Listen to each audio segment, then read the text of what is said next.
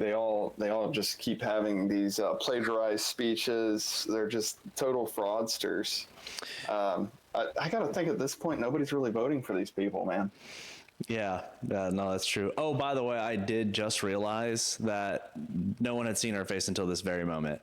I had us on so they were only looking at my Twitter feed. So, hey, you know what? Oh, no. I mean, we're both two pretty good looking it's guys. me, it's Max. There you go. So like they got to build an idea in their mind what we looked like, and then there it is. So yeah, and hey YouTube, what is going on? It's Kyle Mason here with my friend Braxton Smith. We are it's Sunday. Tomorrow is a national holiday, so I'm not doing much of anything like most Mondays, and it sounds like you got off, right? Yeah, man. Okay, sweet. Staying up late tonight, burning the midnight oil. There we go. Yeah, we got, I got a cup of coffee. That's definitely not doctor recommended, but after this, I'll probably stream some games or something. But it's it's a Sunday, slower. Now we had 2 days pretty much to burn through all the news. Nothing big has really dropped, but we are going to touch on a few of the lingering stories, maybe some things that haven't been covered so much, and see if y'all get a kick out of it. Braxton, tell us a little bit about Critical Thoughts and how long you've been grinding at that thing. So yeah, Critical Thoughts is a YouTube channel. Me and Kyle actually started up probably like 8 years ago. Has it been? It's been a while. Yeah, we've been on YouTube for a minute, 8 to 10 years, and we're going good for a while. And then they kind of started shadow banning us, like really throttling our content. And then it got to a point where you couldn't find us. We'd have to send a link out if anybody wanted to watch our content. So here we are to get Kyle hopefully banned or at least throttled a bit here with our new content. Yeah. The YouTube rules have definitely changed over the years, and we had a little text message back and forth about it, especially during COVID and what you could and could not say. And it turns out everything that they were trying to ban actually did turn out to be the truth. Of course, they knew it. We knew it. Everyone knew it at that time. So it's like. You got to take it with stride, and it's also maybe if it sucks that you can't talk about everything that you want, but if you can talk about 80% of what you want and try to get your point across that way, it's not great. It's not the best answer, but it's something, and YouTube ultimately is a very powerful platform because they are monopolistic and sue other people into oblivion and buy out other smaller companies and things of that nature. That's why they're so big, but it is what it is. So we'll just try to continue to push out and fill the space and have a really awesome conversation I think a lot of people want to have. Yeah, and just gonna make sure that we don't hit those keywords or buzzwords that trigger the algorithms.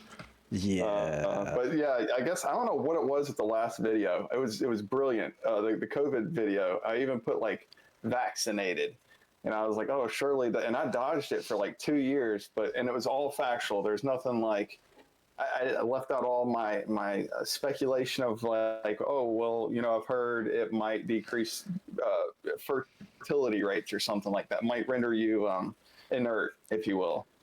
I left all that out. Everything was factual. I was pointing out facts based off of government websites, and it took 3 years, but they shut it down.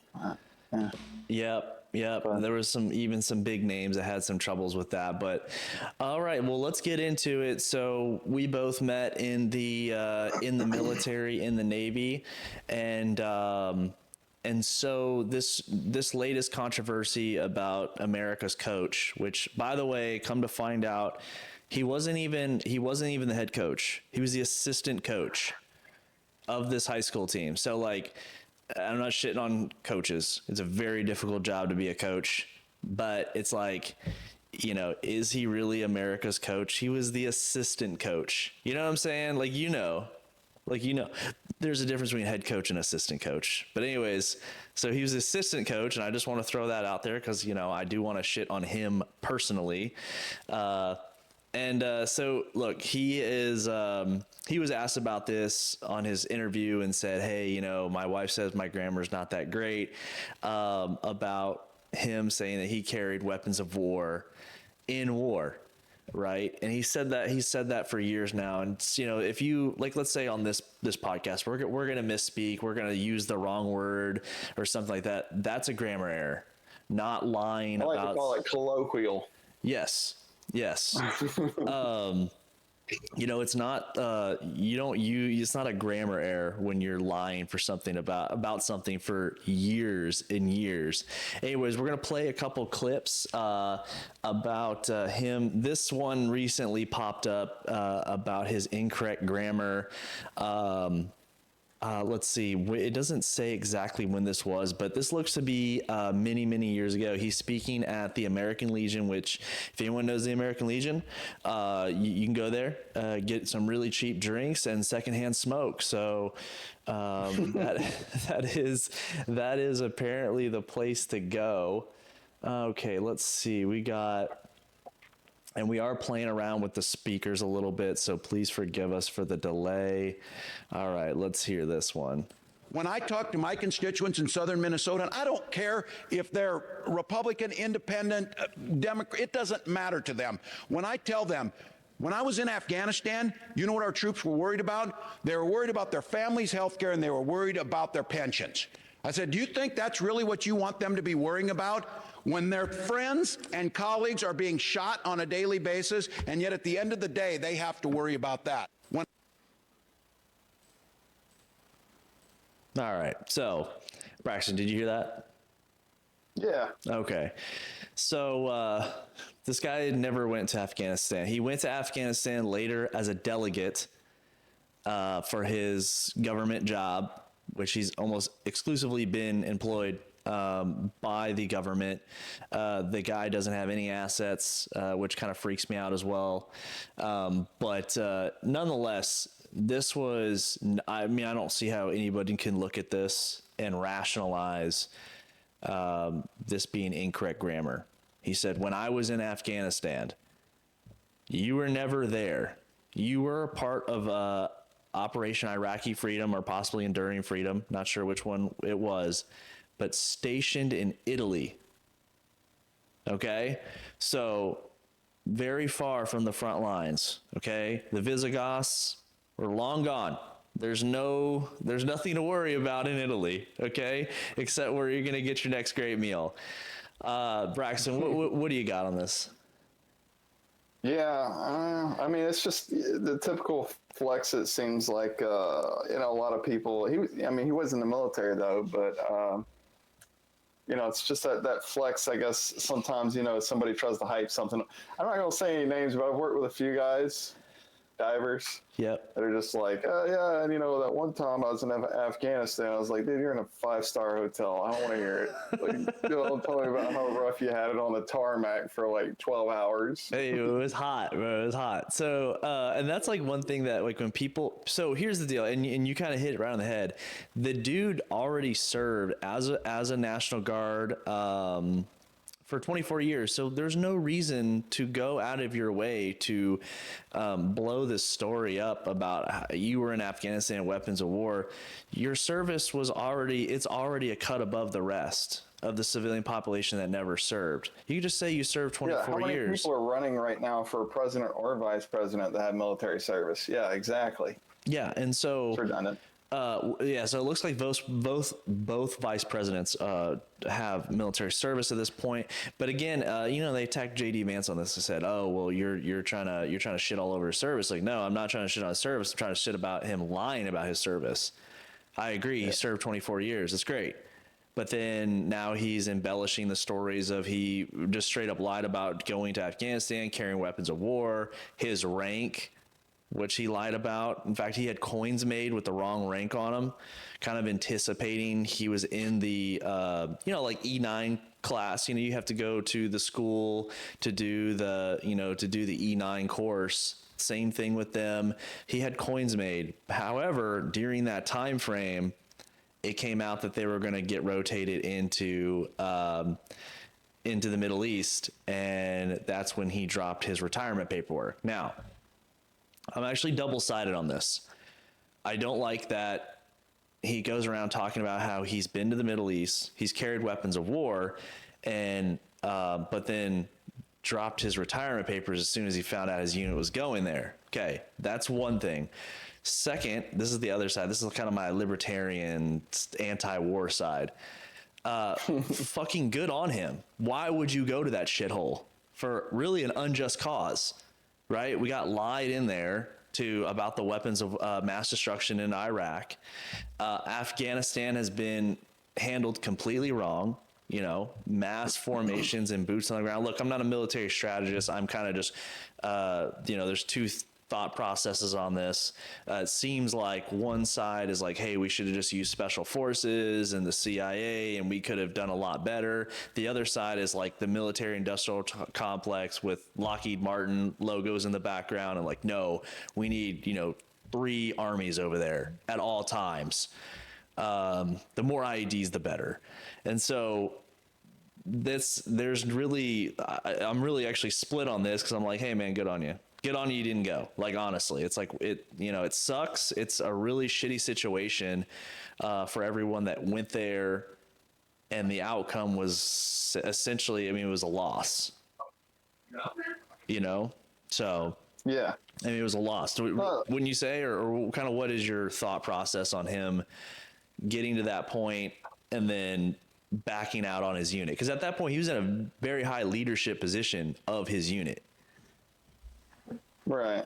Well, and I think it's important to know why he did it, and I guess maybe we'll never know why he backed out. Yeah. But I'd wager it wasn't because he was taking the libertarian higher road route. I think he did it just for his own convenience.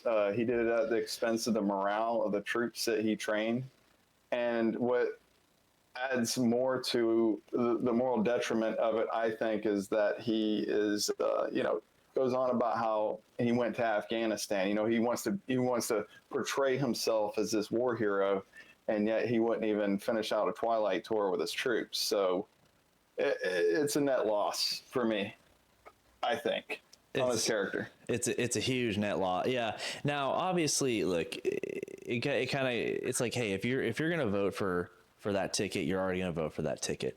The only people that this story matters to are independents, I think. The veteran community is large.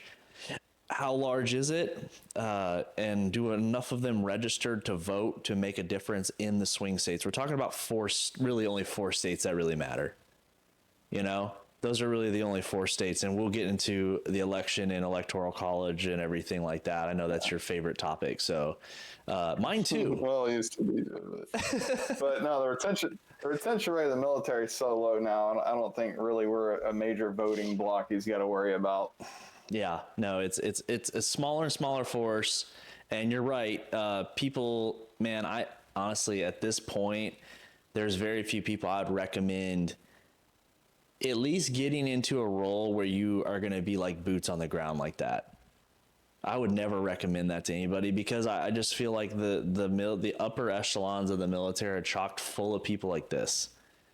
They're self-absorbed. Well, hell, even Dane Crenshaw turned out to be a total turd. I remember when I used to be all about him, and then he totally turned his back on America.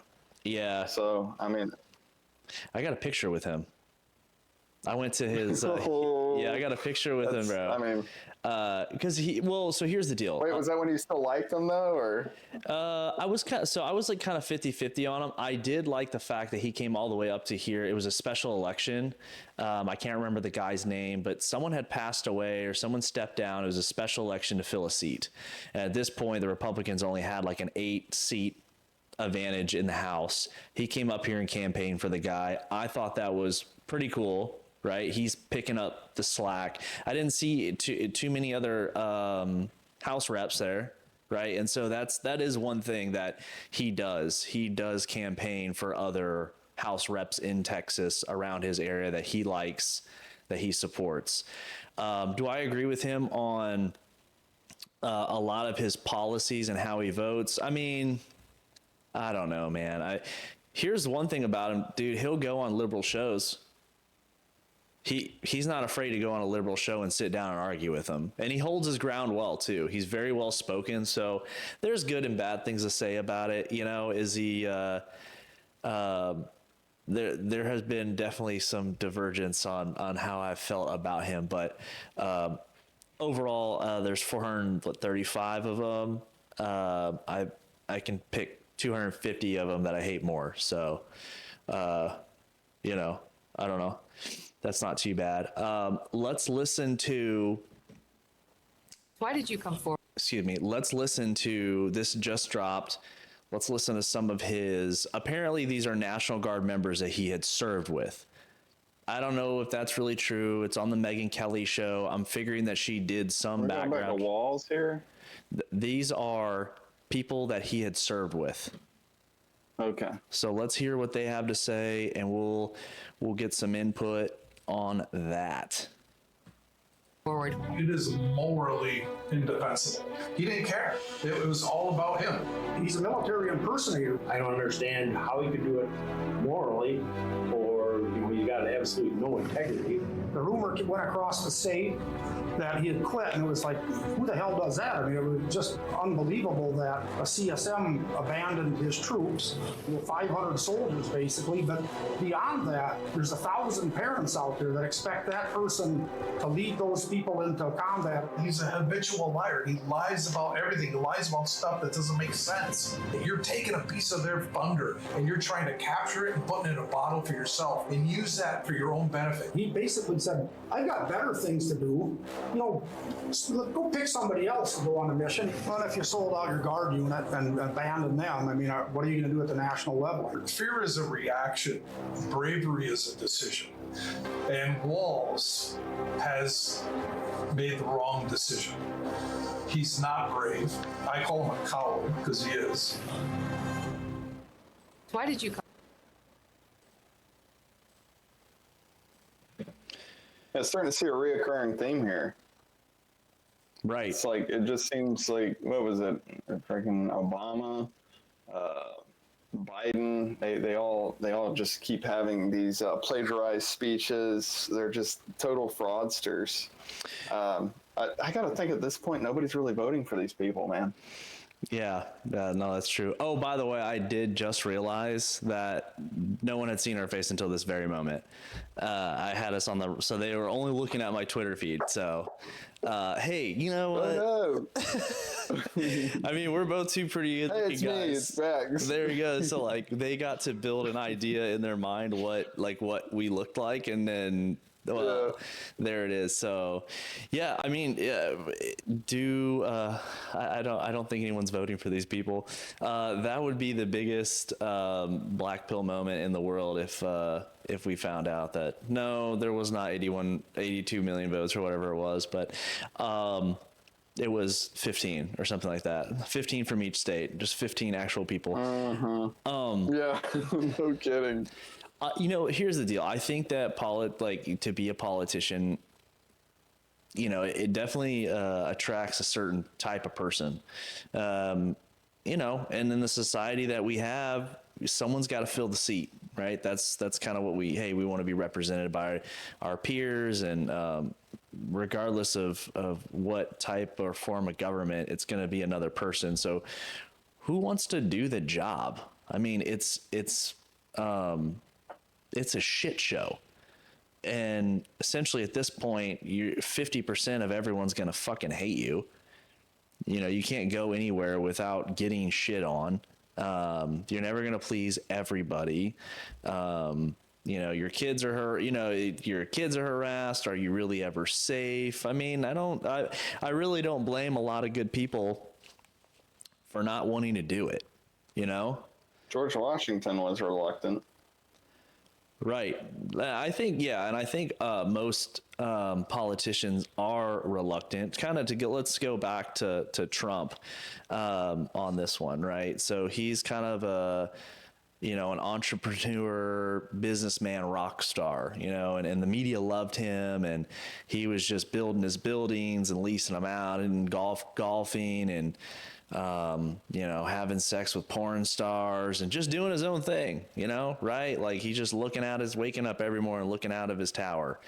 And something in him, whatever his story is, I just couldn't sit back anymore and watch. And really what it was, Obama fucking made a joke about him. That's really what it came down to. It was a vengeance arc about about Obama making a joke about him one night. Like, at least I'll actually have been president of the United States. And then from there, it was like, all right, well, game on. And then he came down the escalator in 2016. So, or maybe 2015. But I don't actually think we're ever going to get like these, in our minds, what a good person would be. The last person, I mean, there's a few right now, but like nationwide, the last guy was Ron Paul. Oh, yeah. Wow. Well, I would even argue maybe Rand Paul. Rand Paul's good. I mean, that guy actually got his rib cage kicked in by his neighbor, if you remember that. His neighbor, dude. That's what I'm talking about. Like, your neighbor, you're out like raking the yard and your neighbor wants to come up to you, and I don't know what that altercation was, It was a dentist. His dentist? It wasn't like the guy was like some unemployed thug. It was a dentist in a nice neighborhood. Like, damn. Yep. They probably had an argument like over Fauci or something. Over lawn clippings. It was lawn clippings is the story. Oh my gosh. That's wild, man. I can't imagine. So like, and that's the thing. Like, I'm already at the point where I barely want to mow. I want to pay someone just to come by and mow it. Can't imagine, they're both well-paid people going out there and mow your fucking yard. It's just not my idea of a good time. I'd rather talk shit on the internet. Yeah. So in this clip that we just saw, these people, apparently they served with him, and they're talking about how he just lies about a lot of things. That makes it extremely easy to be a politician, and it kind of reflects on his record too, where, it seems to me that the left's flank of his party had really gotten into pushing him around. Yeah, I'm not too familiar with what the left flank is really about, other than like media related. Because, like I said, anywhere I go, I think I've got this one lunatic neighbor down the road that's got a Harris sign. But I mean, I think everything else is just artificial fluff. People there to go see some sort of music concert. I forget who they said. It was like Beyonce, I think they promised was going to show up. And Taylor Swift. All artificial fluff, man. Huh? Yeah, and Taylor Swift, apparently. So oh yeah, really? It was, yeah. So that that was wild. That there's people inside the campaign leaking that shit out. And I will see. I mean, it just sucks because there's like no big backlash. You always think like, yes, this is gonna wake up the people. Like, they're gonna see that she's a bitch. Like, nope. They're like, well, I would contend that they already do know that. I think she's just like, I feel like she's just like the not the sandbag, but the little beat this guy up, the puppet, the little marionette that you just beat up. I forget what it's called. Yeah, the whipping boy. The straw man. And they're there for everybody to hate, because I mean, really, who the hell is voting for most of these people that are in power? Well, like Justin Trudeau, he goes into the streets, nobody cheers for him. They're all spitting in his face. He can't even show his face in public anymore. It's true, man. I will say this. I think, and we'll kind of breeze over this, but the ground game inside the election period, and we're inside the election period, the Democrats just are so good at what they do. They've been good since the 60s and 70s. And it's just really been in the last 4 years that the Republicans have finally started to pick up their ground game. And I'm kind of just experienced that being involved with them in Dallas County. But it's nothing compared to what's going on in Pennsylvania and Georgia, and in Arizona and Nevada, you know, kind of the larger, more important swing states that can realistically turn the election. But to start talking about who's voting for these people, sorry about the screen going wild. Let's talk about illegal aliens voting, because that is the next wave of people that we will find out who's voting for them. Holy shit. Can we get this screen right? Okay. Sorry, it's just wild. Well, it's not the illegals too. If you remember in the last election, you know, they still act like you're a lunatic if you question the results of it. But anyone with any sane mind knows it was fake. And the ballots, I mean, how many ballots did they get from China? And they got the electronic. I mean, you don't even need to forge any paper ballots. You have these electronic ballot systems that are easily hackable, has been demonstrated time and again. Same thing happened down with Bolsonaro in Brazil. You remember how he was just trouncing the other fella? But somehow, out of nowhere, and it looked exactly like the little charts that you saw with Biden and Trump. Same thing.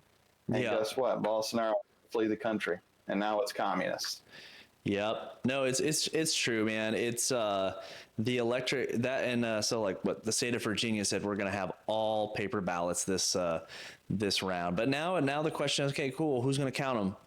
You know, if you go to most counties, most large counties, like I'll take Dallas County, for instance. I'm not saying there's any fraud happening in Dallas County, but I will say you go down to Dallas County, it is all ran by Democrats. There might have like one Republican there, and he like is the janitor or something.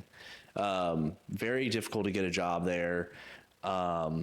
It's just for Republicans to work there or operate there. I mean, that's who's counting the ballots, you know, and that's one reason. Like I decided to be an election judge. I run a polling place. You know, I want to at least get boots on the ground and see what's going on, rather than like I did in 2020. I was sitting in my living room, 12 o'clock at night, you know, drinking, eating cardboard pizza, tombstone pizza, and watching the election. And, you know, I'm done with that. You know, let's get out and do something. All right, let's watch this.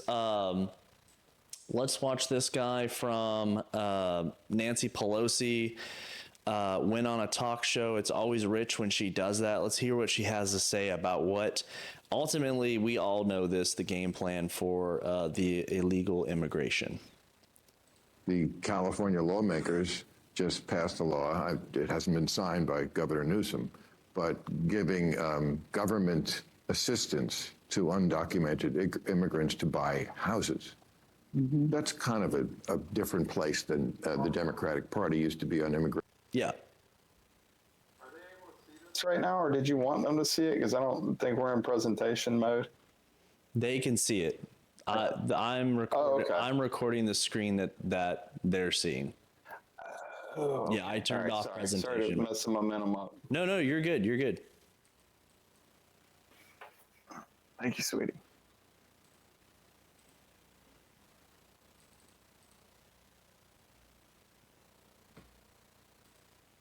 Oh, damn it. It's buffering. No, you're good. We'll edit it out. It's all good. Sometimes X does this where like it looks like it's ready to go, but this isn't even it's going through. California lawmakers just passed a law. It hasn't been signed by Governor Newsom, but giving government assistance to undocumented immigrants to buy houses. Mm-hmm. That's kind of a different place than the Democratic Party used to be on immigration, is it not? I'm not going to say that's what the country's going to do, but that's certainly where California is. Well, let me just say, immigration had always been a bipartisan issue. I refer you to But not free houses. Well, that's not free housing. It's the American dream being available to more people. But understand this about immigration. The best speech on immigration was by President Ronald Reagan. This is the last speech I will make as President of the United States. I want to communicate a message to the country I love.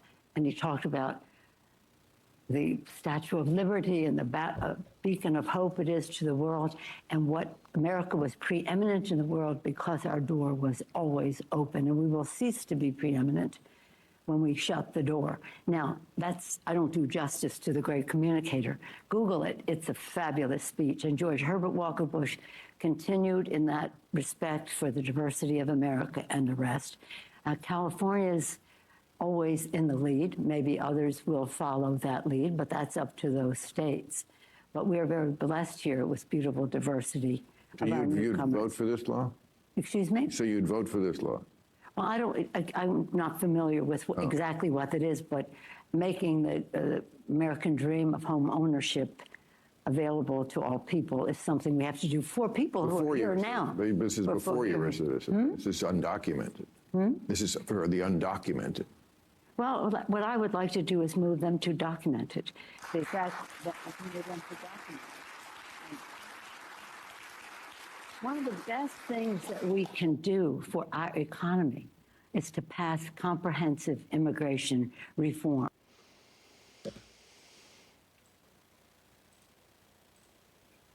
Okay. Yeah. So of course everyone claps there. That was torture. Yeah, it was pretty bad, and I could have. She tosses them a dead fish and they flap their flippers. Yeah, that's the most irritating thing about the damn those talk shows is that as soon as they hold up the sign, everyone claps. Not a single boo, and it's wild because you know, I mean, most of those people that are living in those cities that are having their issues that they're having, you know, their schools are overpopulated. There's, you know, there's not enough teachers for all the people. And besides the teachers, they have a very serious language problem where, you know, you have a 10 or 15-year-old comes in, they don't speak language. You have to teach them English and then try to also teach them, try to catch them up. It's a serious strain, all the crime that comes with it. But she did say the quiet part out loud. Well, I would like to move them to document, and that's kind of the inch. That's always been the inch. You know, the replacement theory was, you know, Republicans even come up with that. That was a Democratic thing, or you know, the Democrats came up with replacement theory. They used to talk about it. Kind of started hearing about it in the Obama timeframe when, you know, they put together this coalition of higher educated white liberal women and black and Hispanic voters, and at that point it's ascendant and they will never lose an election again, right? And so how to solidify that? Continue to import people that you believe are going to vote a certain way. Now, the Rio Grande Valley in Texas has kind of showed them differently, as we saw in the last election cycle. They actually turned out red pretty heavy in some of these counties, and a good job for the Republican Party in that area. A lot of young Republicans, part of the young Republican groups, getting the vote out in those areas. But it's wild, you know, if you are our age, or I forget you know, I think I'm Gen Z or whatever. Do you know the gens? No, we're millennials. Okay, millennials. We're the oldest of the millennials, yeah. Okay, cool. So, you know, look, I'm involved in real estate, so I kind of have a little bit of a leg up there. You know, it's like if you're looking at buying a house, the cost of housing is fucking wild. Rent is high as hell. To afford a home is wild. You know, you look at the divergence of income to housing prices. There's really only one way out of it. You have to build a fuck ton of housing, right? And I'm not talking about homes starting in the 400s. You know, there's homes going all up over DFW, but none of them are entry-level homes, in my opinion, right? None of them a $400,000 entry-level home right now. That payment is wild, right? And with zoning and restrictions and things of that nature, you know, you're not getting a lot of townhomes, you're not getting a lot of condos that people could actually move in, afford. And this right here, this housing issue, we're going to look back on it. It's this right here is going to turn us all into fucking Russian serfs. We're going to own nothing, and we're going to be, and they're going to tell us to be happy about it. The middle class, all of their equity is gained through the equity in their home. The vast majority of people, that is where their wealth is held. That is where it's concentrated. That is where it's grown. And when essentially they go to retire or die, that is their equity. That is what they have to show for their lives, is the equity in their home that they have built up, bought a bigger one, built up, bought a bigger one, built up, now retired and bought a smaller one, or paid it off and lived there for the rest of their days. The fact that everyone is now only being able to rent is going to be a huge factor in societal collapse. People are not grounded. People are floating around, and now everyone's trying to justify, oh, it's cool, I'm going to live in a fucking van and shower in a parking lot down by the river. Like, no, dude, that's not cool to do for a long period of time. If you want to do a little road trip, okay, but don't try to, you know, don't overlook the fact that this is your birthright. You have a birthright to own property, to own land. And it's kind of more or less being taken away from you from a number of different angles. I'm not trying to put all this on illegal aliens, but being in the investment world in DFW, there are hundreds and hundreds of homes in DFW that are large footprint. They're purchased and they're turned into, they don't even rent the fucking rooms anymore. They rent the bunks. They rent the bunks to men that are illegal. And the landlords are making a shit ton of money. If you could rent that to one family for $2,000, you can rent it to 10, 15 people and make $6,000, $5,000 a month. That's cash flow crazy right there. You just got to make sure you have enough parking and no HOA so no one can say shit about it. That's why cities around here are saying no more than 4 people that are not related in a home. They have to be related. Yeah, well, and I mean, that's like I've been saying, you import the third world, you become the third world. You know, these people, they come from any country they come from. They're going to bring their culture with them. So if you look at where a lot of these illegals are coming from, they're coming from China, Mexico, Haiti. Yeah. And, you know, in Haiti right now, it's pretty customary to cannibalize. So, you know, you bring them here, and if they start doing it, well, that's just part of their culture. You know, what the issue with the Mexican immigration, though, is that Americans have a long, rich history of having a certain standard of living and dignity about their lives. When we think of our household, the true American dream, not whatever Nancy Pelosi was talking about, but the true American dream is having that house with the white picket fence and your family and the dog, not sharing a 1-bedroom house with 3 other families and living in squalor, as you said, like serfs. Mm-hmm.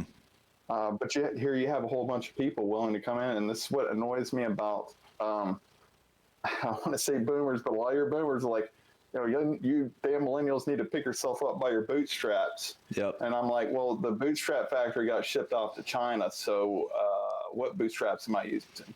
Yeah. You know, the jobs either got shipped to China, or now you want me to compete with someone who's sharing a 1-bedroom house with 3 families. You want me to compete with that guy's wages? I can't do that. I've got a family I'm trying to raise. 100%. So, you know, but yeah, basically, you know, to quote the Statue of Liberty, as the liberals like to do, bring us your poor, tired, and huddled masses. Well, you know, the middle class is your poor, tired, and huddled masses. What about us? Yeah, that's what I would say to that. We're fucking tired, and unless you're going to supply us with free Starbucks twice a day for the rest of our lives, man, we're running out of fucking energy. And that's the truth. And it is driving up the housing prices. When landlords know they can get more for rent, they're willing to pay more for the property, and that actually brings up another story about the boomers. I want to real quick about, oh my gosh, you guys, you know, they want to talk about, oh, well, when I bought a house back in the day, it was 17% interest. I've heard that so many times in the last 2 years, and I just want to grab them by their fucking ears and explain to them that yes, it was, but your home was also 80% cheaper or some shit. So yes, it was 17% interest on what amount of money? Do the fucking math. $37,000 house versus now $370,000 house. Exactly. Like if you look at the ratio from their income to what the homes cost, and it was like 3 point something, and now it's like 20 something. But I don't have the numbers in front of me. But the difference is massive. And another dark little thing that they don't want to bring up is these motherfuckers never retire anymore. They work until they die in their office of a fucking heart attack. And it's like, you are making our ability to move up to higher paying jobs inside of these essentially large corporations is the biggest, some of the biggest employers. Everything is filled. Everything is filled. And so your double whammy here is you can't move up in your job if you're trying to just do that 9 to 5 corporate life like you were told to do, because no one's retiring. And then when they do go to sell their home, they bought it for nothing, and it's like $1.3 million to get it, and it's like, well, shit, that's wild. It just makes you think, dude, I just got to start committing tax fraud. There's nothing else left to do. Yeah.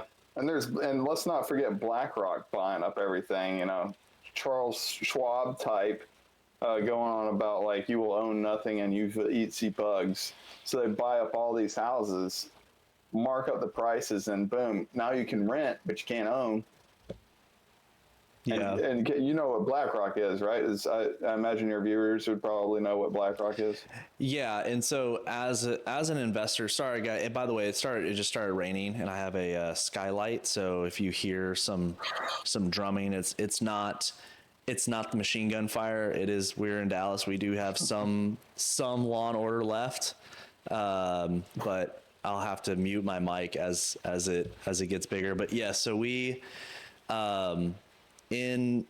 with the BlackRock thing, yes, they are buying houses. I think 30% of all homes in DFW are owned by, the article's a little misleading because it says it says like a investment companies, but they're owned by LLCs. Yeah. And some of them are like owned by that person. It's like an individual landlord. He owns like 1 or 2 homes. And so it's not like they're buying 30% of all the properties, but it is a large amount. And ultimately, if they weren't buying them, homes would be cheaper because there would not be that buyer stepping up with that really cheap money that they get from the IRAs and whatnot to buy that. So it does at least create a floor for the housing market in certain markets like DFW.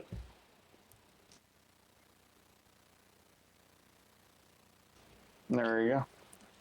All right, I'm going to slide us off the screen again, and we're going to move on to one of my top topics right now to talk about is RFK. Can you see these?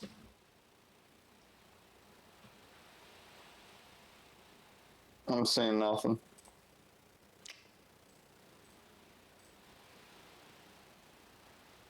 Hey. There we go.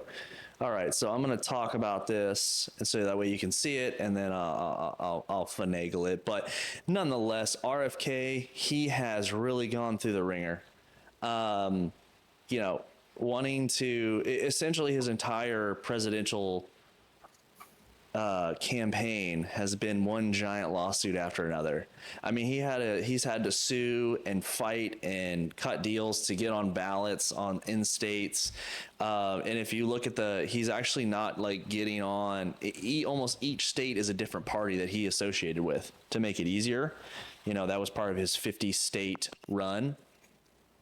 But now he's dropped out. He has made a very solid, in my opinion, business transaction with Donald Trump. He is still looking to pick up his 5%. He is encouraging people to vote in states that are not swing states for him, hoping that he gets 5%. I don't see that happening, but it very well could, and I actually hope it does. I hope he gets 5%. I hope he unlocks that that public funding for next time around. He is looking to get off the ballots in swing states, which is, you got a server or something? What the fuck? There's just a glass of water just appeared out of thin air. Like, Yeah, that was Steph. Yeah, she was a ninja. She totally snuck out. I didn't even see her knock the glass off. She says hi, by the way. oh, that's awesome. Anyways, so now check this out. Now, look, this is what I talk about the ground game with the Democratic Party. I mean, they got everything lined up. He wants to get on the ballot in New York and they say no. He wants to get off the ballot in North Carolina and they say no. I mean, he can't, everywhere he goes, he's stepping in a swamp, right? He's just absolutely mired. Lawfare. It's lawfare, and that's all it is. He wants to get it. Now, is North Carolina a swing state? It could be. And this move right here very well could be. Now, RFK voters are very intelligent. They're very aware. He has endorsed Donald Trump and said, hey, vote for him in these swing states. Actually, even if he ends up on the ballot, I doubt that he gets even half a point, if 0.05 of anything, because his voters are very much aware of the situations that are going on around them. Okay. That's what's something that's so cool about his movement, is that his voters just aren't, and I'll say it's on both sides, that people just show up and they're just voting R or D all the way down the ballot. But it's still just a blatantly obvious lawfare that we're living under with RFK. We've seen it with Donald Trump, 2 impeachments. I don't know how many lawsuits at this point. I will say that his election was mysterious. That's a word I'll use tonight. It was a mysterious election last time around. He only won the first time because they just didn't even see that coming. They were asleep at the wheel. He got them, barely. He won by like 83,000 votes or something across 3 states. Barely won. He didn't lose by much in 2020 either. Well, I will say that. I think it was like 220,000 or something across Georgia, Pennsylvania, and Michigan, however you want to slice that up. We're talking about Trump here. Yes. Yeah. That was, like I said, to me, that whole election was just a total fraud. I mean, how many videos did we see of them lugging out the ballots after hours and then pulling them out of trunks?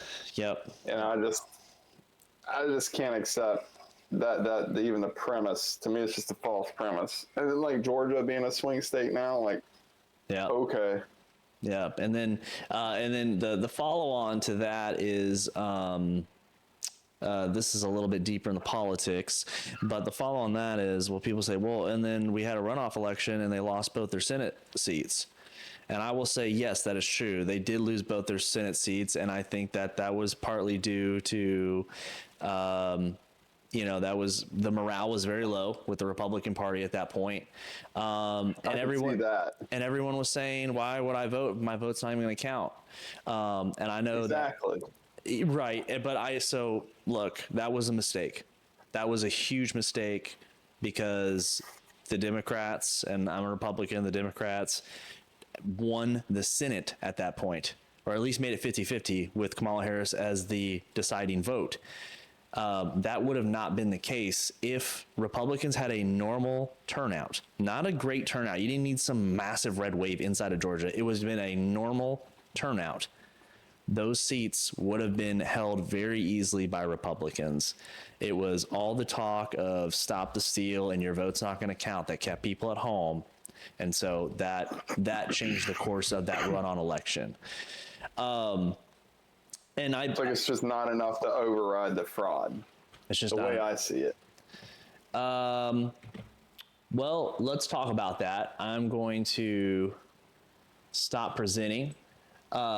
So let's talk about that. I was going to tell you too, during that election, by the way, I was registered as a Georgia voter I didn't vote. And then I was just curious. How dare you? I called up the Georgia election office. And because I didn't like Trump at the time, he grew on me a little bit. Yeah. And obviously that's changed since. But at the time I was just like, man, I don't really care. But I called up the Georgia election office. I sent emails and everything. And they said, yeah, we'll let you know in a month what your voting status is. Because I was like, I was just calling to see like if my vote got counted. And because there's people that were doing that and they didn't even vote. And they're like, yeah, we counted your vote. And it's like, well, that's weird because I didn't vote. It was in Georgia. Yeah. So and then all of a sudden they were just like, oh, it's going to take about a month now. And I waited a month and I followed back up and they were like, that they just never got back with me. They just, cold dead, stopped talking to me. Yeah, well, the fact they didn't get back to you is not surprising at all. But most of that now, like in this, so here's the deal. It's state by state, right? The state dictates an outline of how an election should be ran. Okay. And I think that's the best way to do it. I don't want the federal government bumping this down, but so state by state now, but each county actually runs the elections, right? So like Dallas County, you can go anywhere in Dallas and vote. And then like the next is Fort Worth, Tarrant County. They run their elections slightly different. Mostly the same machines, mostly the same ballot looking. But you'd have to go to like Dallas County elections and type in your information to see, am I registered to vote? What address am I registered? You have to find out all that information. And I'm surprised that maybe it is digitized now. I will say since 2020, the Republican Party has made very good strides. We have a lot of work left to do. Very, very good strides at a ground game and election integrity. I personally believe, and people will say that I'm trying to limit access to voting. I personally believe you voting should be harder than you going and buying a fucking slushie. Okay? Like, I don't think that you should just be out for a leisurely stroll one day and all of a sudden you can vote. Same day registration, same day voting. I do believe there should be some effort that you have to put into voting.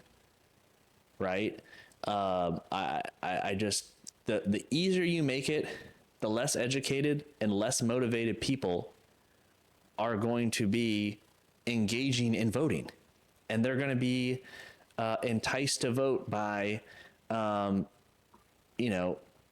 Nicki Minaj or whatever, showing up, shaking her ass, registering her to vote, and getting you to put your name in the ballot box. And I'll say it on the other side too. Kid Rock showing up, or Hulk Hogan or whatever. You know what I'm saying? Like, I'm not saying that we need to have like a litmus test or anything like that, but God damn it. I don't think they should be registering people at 7-Eleven. That's all. I'm buying single cigarettes. So it's just fucking wild out there, dude. Like, I went to the Dave Smith stand up last night. Freaking awesome show.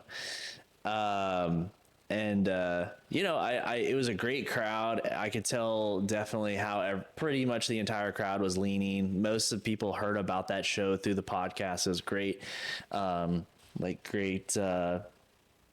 Great crowd. It's good to be in good company. You know what I'm saying?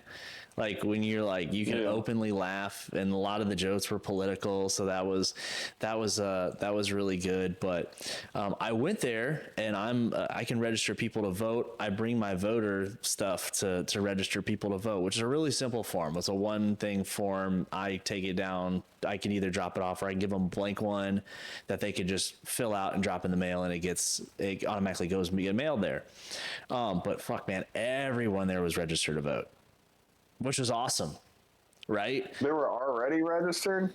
Yeah, pretty much everyone. Oh, wow, okay. Yeah, I mean, it's most of those people are very politically aware and they're registered to vote. They show up to vote. Most of them probably voted in primaries as well, which is great. That's really where the change that everyone wants to talk about happens, is in a primary. Your vote is worth so much more in a primary because so few people vote in a primary, and so like, it's like your vote is amplified in a primary, and you can actually vote for a candidate that you feel best represents you too. So that is awesome. To stop the steal. So we're pretty much stuck. RFK endorsing Donald Trump. What do you before, this is what I don't get about the polling, which the polling is bullshit.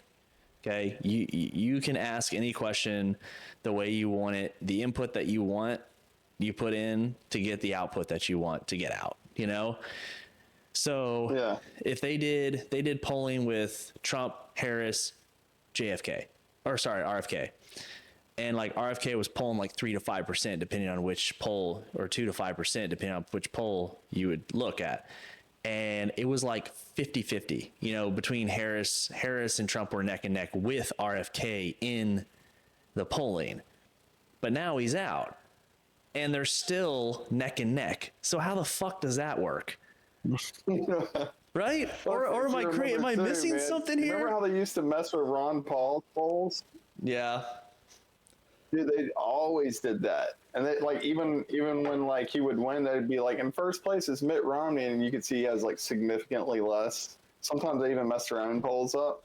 Oftentimes they manipulate it, but anytime you'd ever see like the polls on Facebook or Twitter circulating, or like on any website where they're neutral, he would be dominated. Yeah. So like most of that, I mean, it's so easy to manipulate that. I don't even believe any of those anymore. Who the hell is voting for Kamala Harris? Really? Man, I'm telling I feel at least, I think at least easily 70 million people will show up to vote for her. Actual legitimate people will show up. 70 million people between early voting and on election day. 70 million people across this country will show up, vote for them. And I will say this, I would say of the at least 70, she's going to get more than 70 million. But my point is, maybe the final number isn't all actual people that wanted to show up to vote for her. Maybe they were ballot harvest collected, things of that nature. Which again, that's all about ground game. And if that's the game that we're going to play, if you can ballot harvest in Pennsylvania, motherfucker, we better get a team together in every single county and ballot harvest harder than them, more than them, right? Yeah. That is what it is, and that's the game that the RNC is putting together. They got Scott Pressler out there. He is absolutely just dominating. And actually, side rant, hold your thought on the last question. I've already forgot it. Right now, essentially, we are a 50-50 country, right? Mostly the presidential election comes down to a few 100,000 votes in a couple states. The House. That's what we're told. That's what I'm told. Exactly. So let me get to this. So the House is essentially split. The Senate is essentially split. If the Republican Party, the RNC, gets their ground game together and gets the actual voter registration and turnout game correct in these swing states, I think that within the next 10 years, this country will actually reflect what it truly is, which is a right-leaning, non-liberal, I don't want to say conservative country, but it's definitely not what it is right now. Does that make sense? The politicians that are in power right now, I don't believe that properly reflects where America is for the American avatar, if you will. And I think it's strictly because one party is outweighed because they're so well ran. And it is a compliment. I read Stacey Abrams' books on how she runs her machine in Georgia. She's fucking good at what she does, right? I will give her that. right? She has made a machine. She has a ground game. She understands ballot harvesting. She understands busing. She understands precinct districts. And then She just doesn't understand conceding. She is yet to concede. She did, but it took her a long fucking time. I dude. never heard about it. Like, so this came back around. So she finally, she did have a very clear statement on conceding once Donald Trump started up with the stolen election. At that point, all the pressure was on her. Like, you know what I'm saying? Republicans are like, well, you didn't concede. Like, you think there's something wrong with Georgia, right? Because that's what you were doing. And then she's like, that's when the pressure came on about Republican. And then there was another smaller House race. I think it was like in Missouri or something. I don't remember. But the lady had lost by like 134 votes or something really small, right? And that's what I'm saying, motherfuckers, you got to get out and vote, because sometimes even the big seats, a House seat is a big seat. 134 votes. Think about that, right? And that out of I think they represent 725,000 people or something like that. I forget. Anyways, Nancy Pelosi was like, yeah, well, we're not going to do a recount. Fuck it. We're not going to do a recount, because once they start doing a recount, that's going to be the headline. Well, wait, the number came back different this time. What's that about? Because every time you do a recount, you're going to get a different number. There's no way of getting around it, right? When you do a recount, now how much is it off? I mean, they did that recount, or they found that error up in Michigan. It was up by 5,000 votes, and it flipped a couple. Was it a hanging Chad? No, it wasn't a hanging Chad. It was something about a voting machine. I don't know, something about a voting machine tallying up something wrong. But hey, man, ones and zeros, nothing can go wrong, right? Especially when the code is trademarked and no one is allowed to see what is going on. That makes sense, right? Who would want open codes? Sounds transparent. Yeah. Sounds very transparent. Yeah, exactly. Where was I before I went on that rant? If you don't remember, that's fine. Oh man, we went way off in the pucker brush like 3 times. Yeah. Like way before that, you're talking about RFK though. Like you're asking me a question about RFK. The polling. So the polling the polling is, well, this is perfectly fine. That's what we're here for. The polling, the polling is that even with the massive endorsement, that was by the way, badass endorsement. Like when he came out in Arizona to Foo Fighters, and there's like flames and shit going everywhere. Like, and he had Foo Fighters was pissed. They were pissed, and then they got trumped again. Right? They got trumped again. He's like, no, bitch. Actually, I already paid you for your music. Now shut the fuck up. And they're like, well, we don't like that. All right, cool, dude. Deal with it. Go straighten your hair. Yeah, that was good. But I think that RFK delivered before that in the press brief probably one of the best political speeches that was just shitting on the deep state that America's had in a very, very long time. Listening to him does sound like steel wool in the ears. I will concede that he's not that easy to listen to for a very long period of time. But I tell you what, man, he's been going on those podcasts. He will go on a podcast and he will talk for an hour and a half, 2 hours, 3 hours in depth about the things that he cares about. And that is so awesome that the podcasting alternative media sphere has forced this upon candidates to do.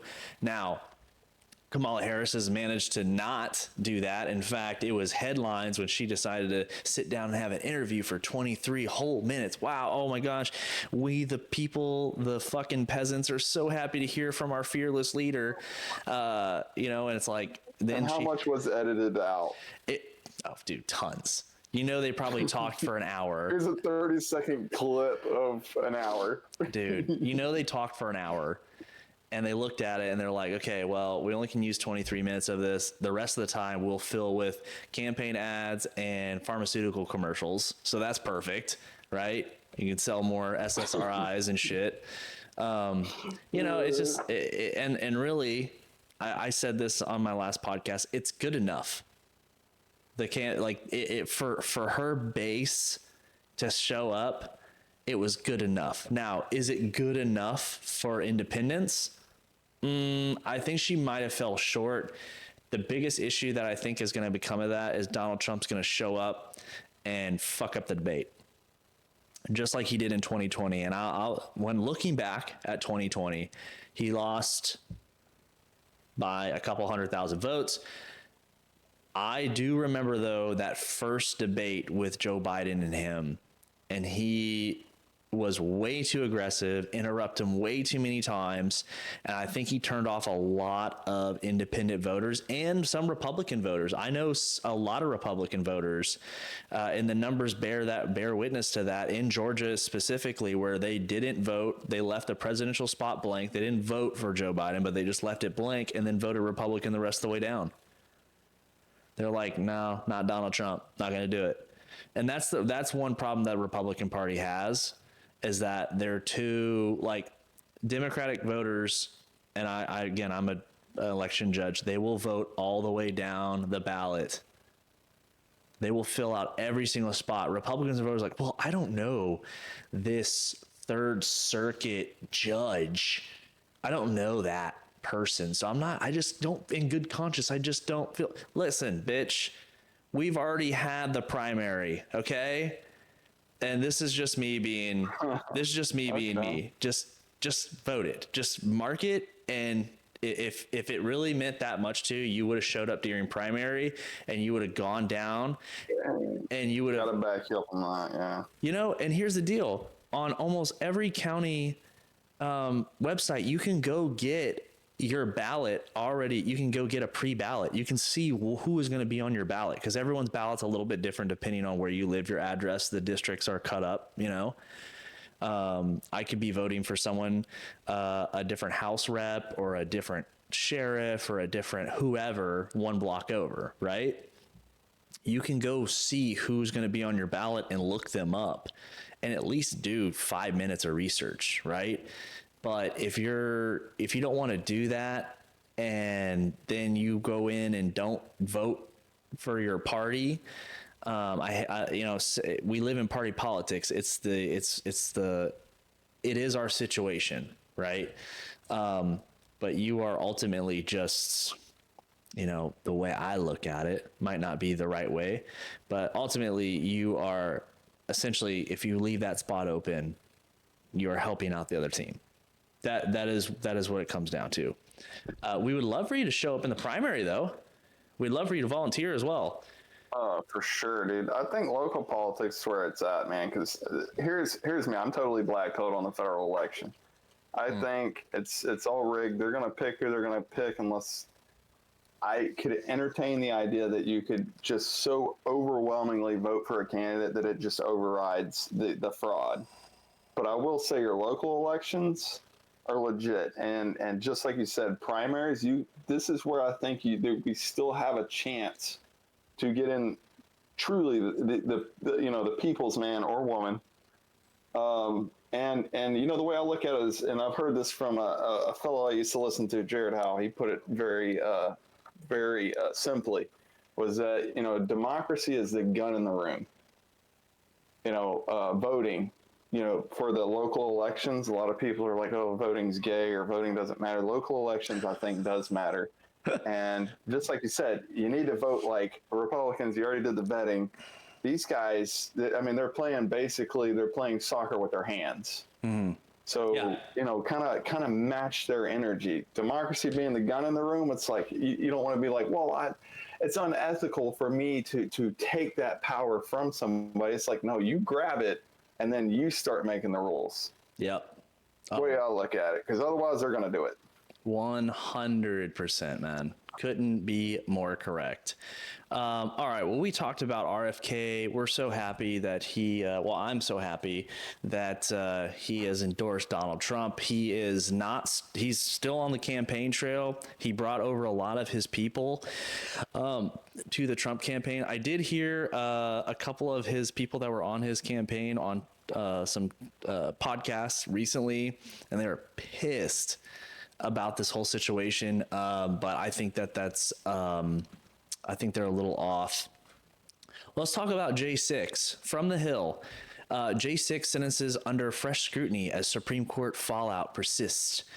All right, so January 6th, I remember that very well. I could not believe it that they were there and they were storming the Capitol. Now, this was exactly what the mainstream media needed, and this was a massive political blunder. Now, I think enough things have come out about January 6th that we kind of see it was, I think partially, with the whole, they didn't have the National Guard out there. Nancy Pelosi asked for it not to be out there. I think more or less, you get so many people into a tightly packed area, things are going to go off, especially when the crowd is more than likely filled with FBI agitators. Right? Which has been the massive issue on, well, let's see the footage. Let's release the footage. No, we can't release. Well, why? Like, why can't you release the footage? And then why do you only want to selectively, put out the footage? Why do you only want the shaman to be passed around? It took almost a year to show, finally them to release the video of the police escorting and unlocking and opening doors for him. Right? And so January 6th was a very, very unfortunate event. It was not, and I repeat, it was not a threat to our democracy at all. Okay? The entire event took about an hour, and under 2 hours, everyone was back in their seat doing their job. Okay?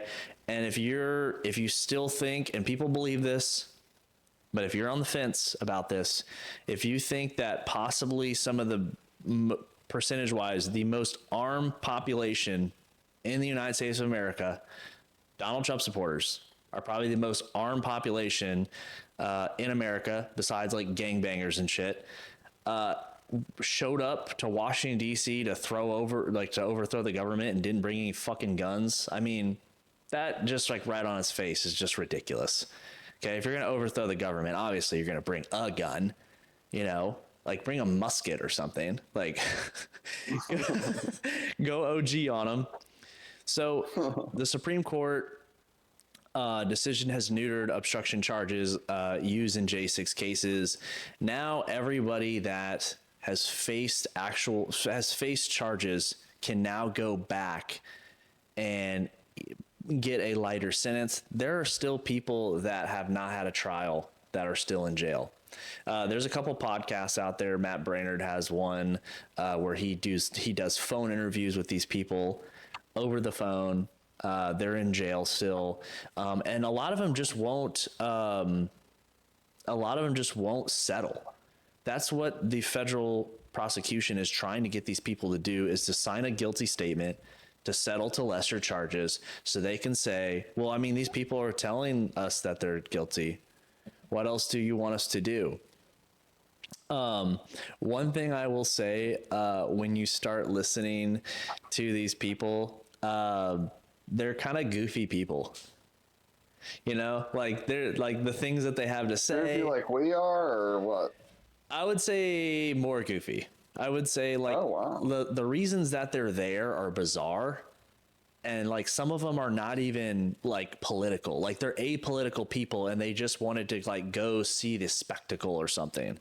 Like they're just very odd people. And honestly, this is the thing that really wraps it all together, that I know this is all bullshit, because those are the exact kind of people the FBI goes after. They always go after like fucking losers that can't, they get like the one hot agent to like start hitting on this dude that like has only ever had sex with his hand. The Whitmer's case, right? They had a guy, the main guy, by the way, they had two different FBI cells unbeknownst to each other fucking with this group, right? So it was just like a giant scissor fest of like FBI agents, right? And so they got this guy. They had to give the guy money to then say he wanted to go with the money to go buy shit to abduct the governor, which was originally their idea, and that's why they had to drop that fucking case. By the way, that field agent or that field office head of the office is now head of DC. Just to throw that one out there. But Sounds about right. yeah, exactly. Like, oh, well, I mean, that person did what was required of them for their job, right? And that kind of goes back to our upper echelon of the military as well. All they care about is climbing up and getting that fucking next spot. And so anyways, the FBI, that's who they like to fuck with. The main person here was some dude that lived in a basement that didn't have running water. He had to go across the street to the Mexican restaurant to use the bathroom. That was like their main character in all this, that they had convinced that he was going to be a part of this. We're going to kidnap Whitner, and then we're gonna get on a boat and fucking row across Lake Michigan or something like that, like something like way out there. And like finally the judge like, I can't do this shit anymore. We can't do this anymore. This is outside the realm of possibilities of me ever staying and not laughing our asses off to this. We're dropping this, and you guys all need to get the fuck out of here. Leave the state immediately. And there we were. And that's what they're doing with these J6 people. If you listen to them like this, they're really not, I mean, they're not like these people that are like, oh, we're going to overthrow the government. We're going to like, no, they're really not. They're just kind of like, some of them was like, I didn't even really care much for Trump. I was in the area at the time. Things got a little wild, and look, I don't know any Republican that had said, hey, if anyone was breaking a window or if they were stealing something or if they were actually like disrespecting the Capitol, that they shouldn't face punishment. I don't know a single one that has ever said that those people should be cut loose. They should be given an appropriate punishment for their crimes, in which by at this point, everyone has served their appropriate punishment for sure. Everyone has served their appropriate punishment. Everyone else just walked through the Capitol and left. The doors are open. It's a public access building. And if you've ever been to the Capitol, it's huge. So the image of this big like riot trying to get into the underground tunnel from one end, you could have been on the other side and you didn't even know. Like one side of that building could have been on fire. You would not have known. It's a massive building. And so this is just going to keep going on and on and on, because some of these people are never going to settle. They are never going to settle, which is... Here's the thing, though. A lot of people are asking why Trump didn't pardon them. And two-part question. If he is reelected, do you think he would pardon them? Well, one thing why he didn't pardon them is because they weren't found guilty of anything before he left office. That was on the 6th of January, and he was out of office on the 19th. So you can't really pre-pardon somebody. You can't really pre-pardon somebody for a crime they haven't committed or found guilty of yet. I would be very disappointed if he got into office and then at day one, or the first whatever month, that they don't get pardoned. He has definitely kind of left. Should be compensated too, I think. They should definitely heavily. They should definitely be compensated. There's no doubt about it, man. It's just like it's you are entitled to a fair and speedy trial. Right. And there's nothing about fucking around in DC with the court system that's fair and at all. So, and speedy. So that's the unfortunate part there. But he has, look, it's a politically toxic conversation. He can't go out to all of his rallies. He has done it though a couple times and just moved on, but he can't always go out there and make a big deal about those people, because politically for people that are neutral or they're swing voters, independents, Have you actually spoke with like independent voters though? Because I wonder again if that isn't just a narrative that's been created by the media to say, "Oh, this is unpopular." It's been my consensus. Most people I've talked to are favorable to the January 6ers. Like when you say favorable, what do you mean? They're just like, yeah, what are they doing? Like this, let them go. Like, right, at least give them a try. The harshest people are like, well, they should at least get a trial. Most people are like, they never should have been locked up to begin with. Right. Yeah. I mean, do we really have independents? I don't know. Apparently we do. I can't say that I've talked to too many. I talk to a lot of people that are indifferent. I don't think that they are independent, but I think they're indifferent, or they'll say some shit like they like Trump, right? Like they like him, or they'll say, oh, I support him, or I like the things that he does, but then they don't show up and vote. So it's like, dude, you saying that you support somebody, like you saying that you support a political party or a political person or a political idea, and then you don't show up and vote, it's like you don't support it. Like you're not doing anything. You know what I'm saying? Like, you have early voting in every state, and you have election day almost at any point in time. At any point in time, especially during early voting, dude, there's almost no lines anywhere for early voting. You can walk in and vote as fast as you can. I would caution against early voting though, because that gives them a more of a chance for fraud. I would push back on that. I'd push back on that. Look, you're always gonna, no matter how you look at it, you're going to run into a chance of fraud. Here's the problem. Look at Arizona. Carrie Lake was running. On voting day, everyone said, oh, we're going to only vote on voting day. That's what we're going to do. We're all going to show up on voting day.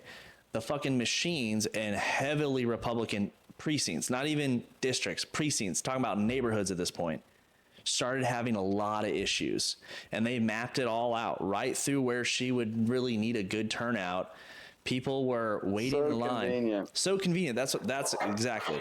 So, this is the state of Texas. Look, if you vote in the state of Texas, we can track that you have voted, right? We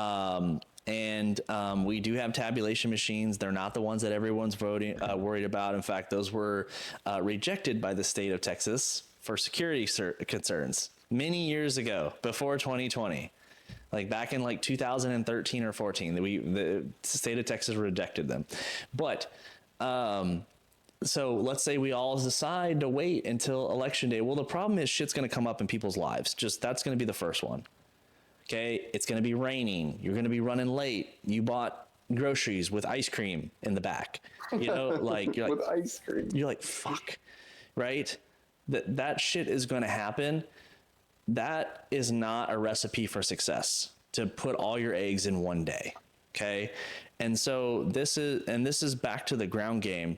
If you start voting early and you start banking your vote, your turnout, and you're collecting the data, the party has access to the data of voters that they know that are theirs, or are high chance of probability that they voted Republican. And they have a lot of different ways of finding that data. And so like one way that they have is like podcasts and subscriptions that you pay for. So like when I first showed up Dallas County, they thought I was leaning left because of the podcast that I pay for and subscribe to. And they're like, oh, well, I mean, like you listen to Abrams podcast? No, Young Turks.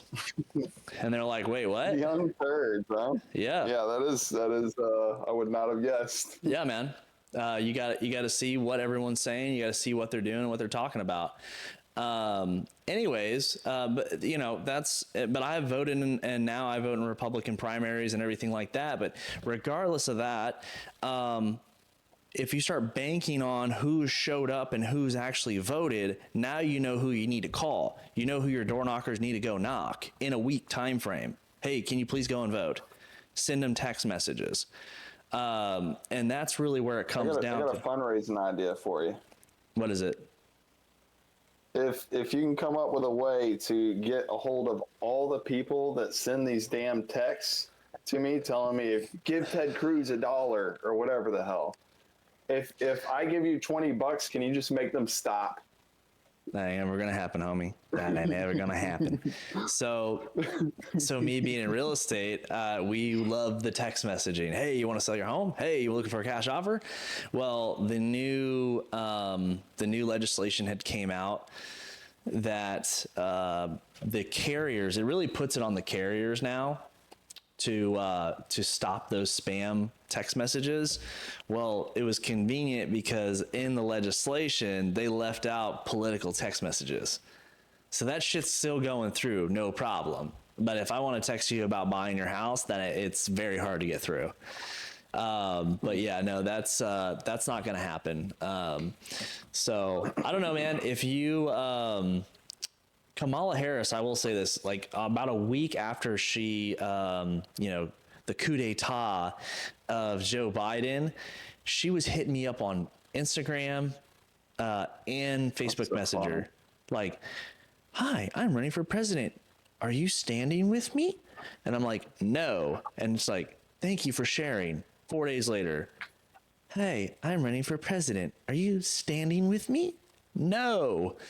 So clearly people at Facebook love them. You know, it's like Facebook and Google has so much power. Man, Facebook sends all the Democrats just one notification. Hey, go vote today. But they only send it to even 80% of Republicans. They just turn they just won the election for them.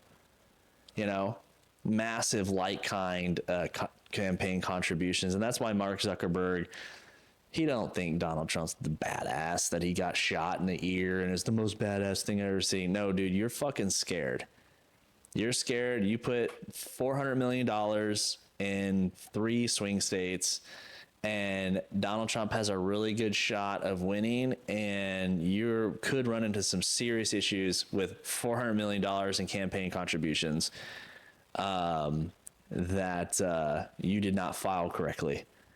So that is one reason that I think that he has come out recently with his statement and his interview and everything like that. You're not on Facebook, are you?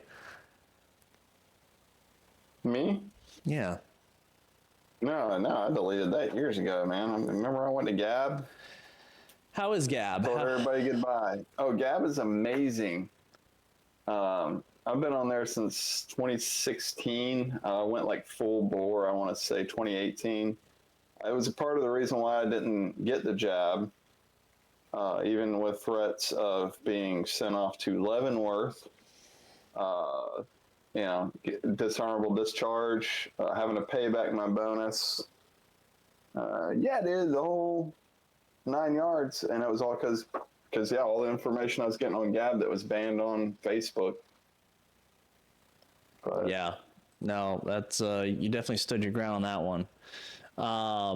Well, dude, you got any topics you want to talk about, or you want to wrap it up? I was kind of wanting to get into it a little bit with the RFK thing.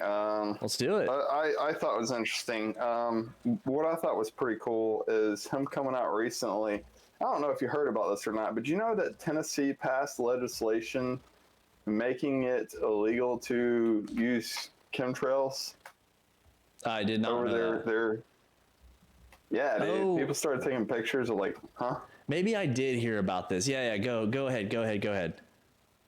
So yeah, people are taking pictures now, and that's like, it's pretty cool, man. It's like these completely blue skies. You don't see these white lines going all over the place.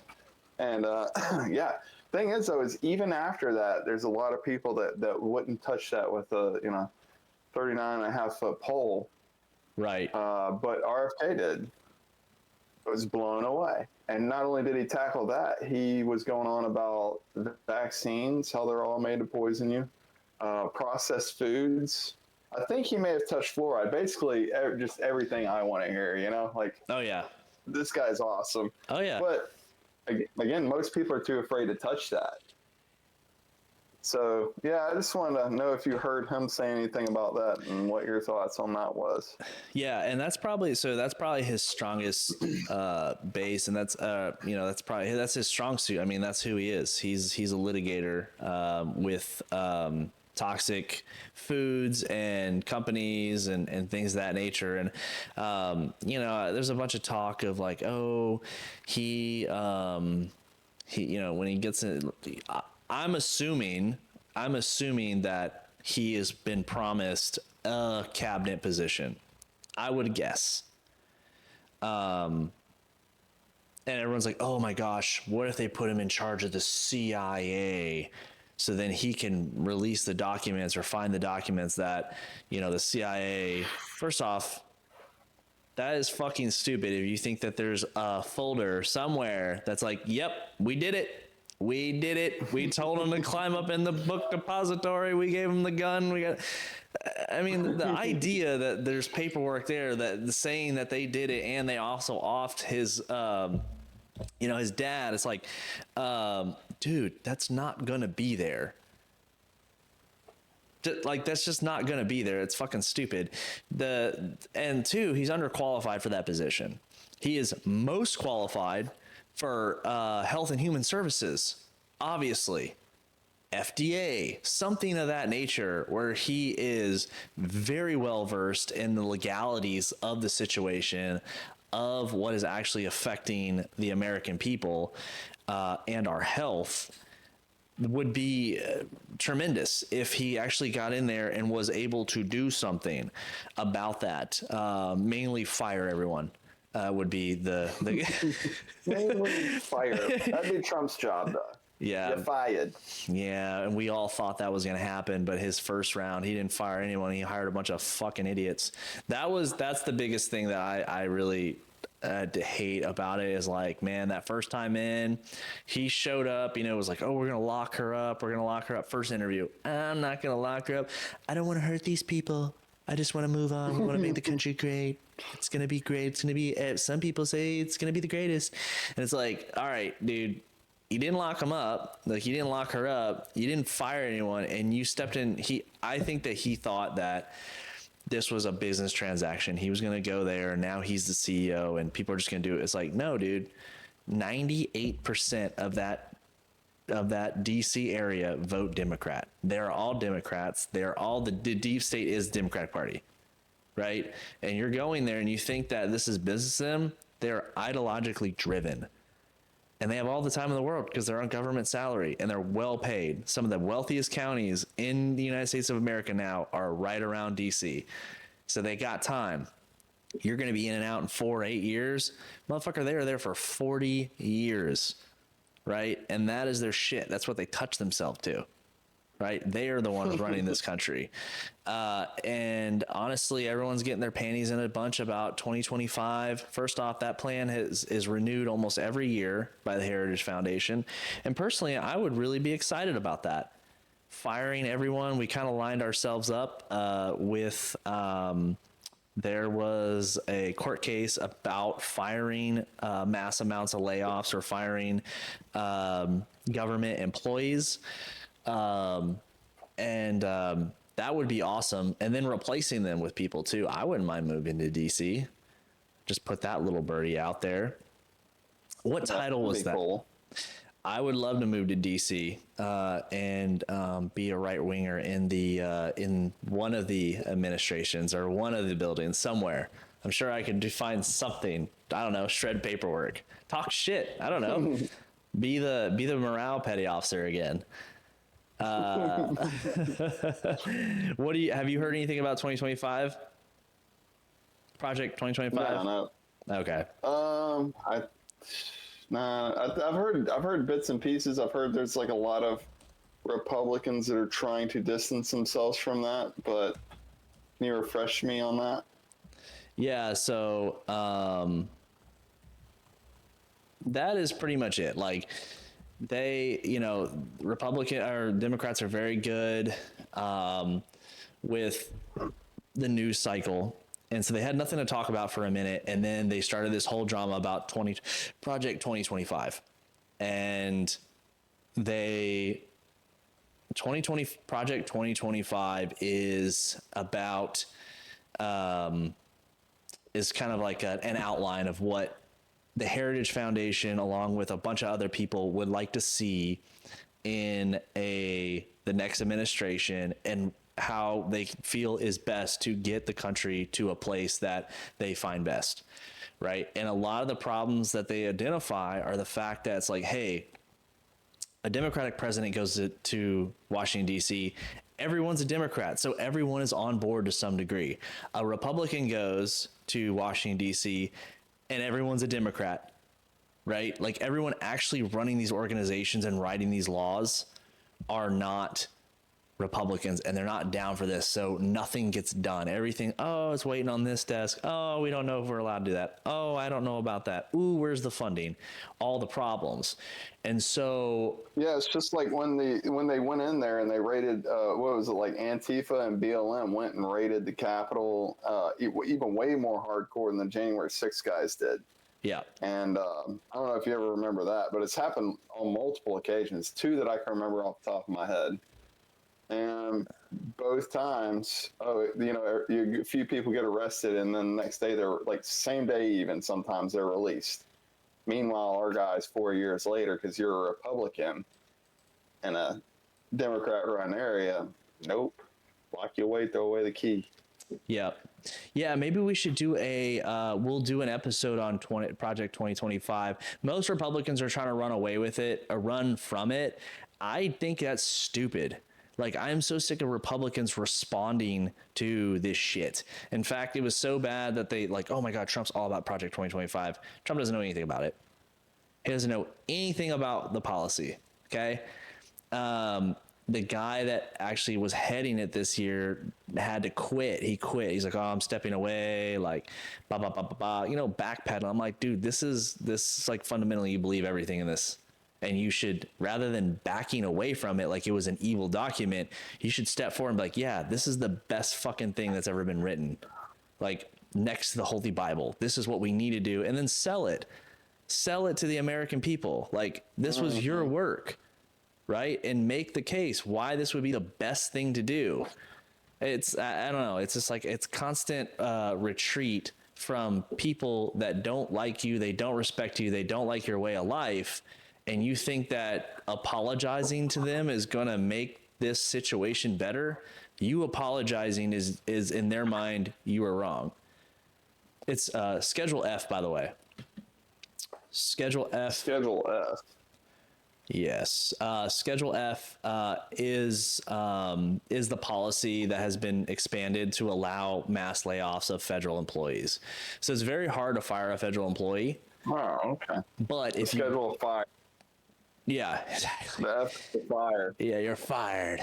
So Schedule F. So, like, it's very hard to fire a federal employee, okay, individually. But if you did like a mass layoff, it's way easier.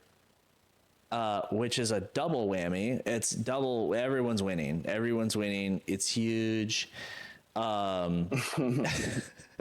Rent will be cheaper in the Washington, D.C. area. That is for sure. And there's going to be a lot of fucking PhDs that are not going to be able to find a job, which I'm fine with. But Schedule F, we should maybe do a short, we'll do a little talk about Project 2025 and and kind of going forward what could be. But man, let's wrap it up.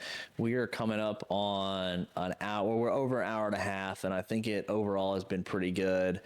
Any closing thoughts on the election, or are you excited about this coming week? Any big predictions? That's actually, I was going to ask you at some point what your thoughts were on the October surprise, but I'm not going to answer your question with a question. Instead, I will say, because this whole year has been an October surprise, right? Yeah. Everything. I mean, attempted assassination, the Biden dropping out last second. Oh, by the way, Kamala Harris is your candidate now. It's like, and it's just like all this. This whole year has just been insane, right? Yeah. And we haven't even gotten to the October surprise. Yeah. So my prediction for the October surprise, I got it on good word. Now this is shot in the kind of a shot in the dark. A neighbor, he works in shipping business. Apparently, there's this deal going on with the union boss that runs the shipping, like your shipyards, where you take the containers and you put them on and off ships, all the way from Maine all the way down to Houston, Texas. He's the union boss for all of that. He went to D.C. to make an agreement on a pay raise for all his employees. They told him 35%. And he told them to shut it. And they said, well, why? And he's like, well, you know, since I last came to ask you about this, housing prices have doubled. You know, the cost of living has doubled. So, you know, it'll be another 6 months from now and I'll be knocking on your door for another pay raise. So no, come back at me with a serious offer. Or come October, all your shipping is shut down. That's October of this year, by the way. It's coming up. And he told me about this last year. So that could be pretty interesting. If all your shipping on the Eastern Seaboard is shut down, I don't know, man. Yeah, that would be huge. That happened on the West Coast, specifically ports. I think it was in Washington State, where they had a strike like that. You know, and the Democrats, they really lean into the whole union thing. I wish the Republicans would lean into it too. I wish Donald Trump would go up to, Wisconsin or Minnesota or North Dakota and talk to the union workers, like the pipe fitters that all got fired day one when Biden showed up and canceled the Keystone Pipeline. But no one in this campaign is clever enough to get those headlines out there that he actually supports the unions and kind of swing. You know, there's a lot of union people in those swing states that you do need to address. That would be pretty big. That would be a pretty big bump in the road for the economy if all of a sudden that would happen. You know, that happened with the railroad as well in Biden's administration. I think it was 2022. Could be wrong on that, but I mean, he essentially union busted the railroad workers. You know, he's Mr. Union, like Mr. Scranton, like I'm all about the blue collar union worker. And essentially he negotiated on behalf using federal law and, you know, pretty much threat of punishment against the railroad workers to keep the railroads open. And they kind of got the short end of the stick. The union workers got really not anything what they were looking for. And so if that push came to shove, I guarantee you they would just be like, no, you're gonna keep working, because if not, we have these ramifications for you. Or they'll at least broker a deal until after the election. That would probably be their move. Just keep it open until after the election, then we'll talk. So these are all good topics, dude. We can start writing these down and getting into them a little bit more, but it was awesome talking with you, dude, and we will do this sometime next week. If you enjoyed this show, please subscribe, like, and share. That would help us out greatly, because we would like to be on your feed next time so you can join in. You could send us questions. Or if you think that we're both just complete fucking idiots, go ahead and comment that below. We would definitely appreciate that. I'm definitely, I'm open to some criticism as well. Try to make it a little bit constructive, but all right, man, until next time. I will track your IP address, so you know. He has that ability. Man, I ain't clever enough for that shit. So, all right, man. Well, thank you so much. And YouTube, I will see you next time.